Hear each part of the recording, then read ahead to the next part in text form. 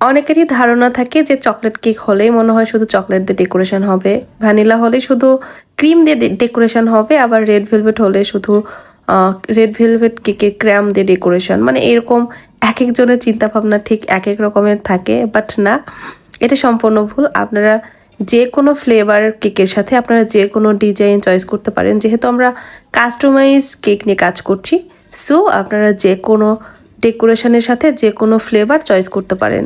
Hello everyone, আসসালামু আলাইকুম, welcome to our new video.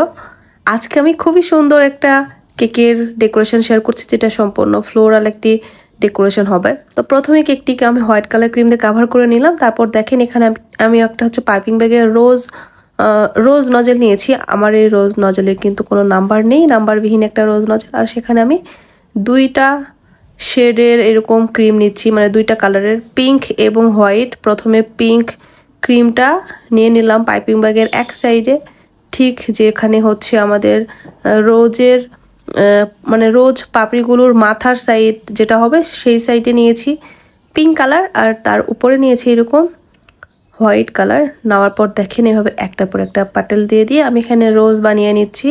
প্রথমে রোজটা একটু পিঙ্কিশ করেছি, মানে একটু পিঙ্ক বেশি, তারপরেরটা আমি করবো আরেকটু লাইট।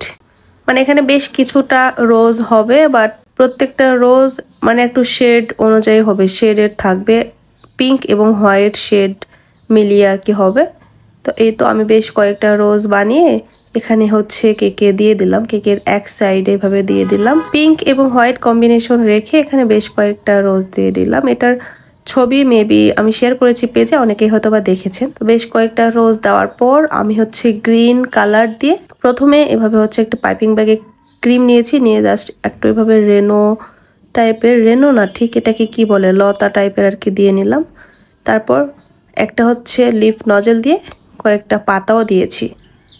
তারপর অফ ক্যামেরায় আমি এখানে হচ্ছে বার্থডে উইশ লেখাটা লিখে নিয়েছি, কারণ আমি যেহেতু ক্যামেরার সামনে লিখতে পারি না, আমি লেখালেখির কাজে মানে কেকের উপর লেখালেখির কাজে খুবই কাঁচা, এটা কিছুতেই আমি ঠিক করতে পারি না।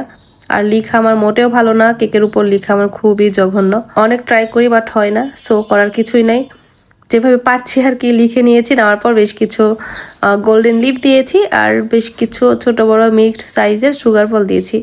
দিয়ে দেখেন আমার পিঙ্ক এবং হোয়াইট কম্বিনেশনে খুবই কিউট একটা কেক কমপ্লিট হয়ে গেছে। জানি না ভিডিওতে কেন এটার রিয়েল সৌন্দর্যটা আমি দেখাতে পারছি না। যে কেকগুলো আমার কাছে অনেক বেশি সুন্দর লাগে সেগুলোর রিয়েল সৌন্দর্য কেন জানি আমি কখনোই ভিডিওতে ফুটে উঠাতে পারি না।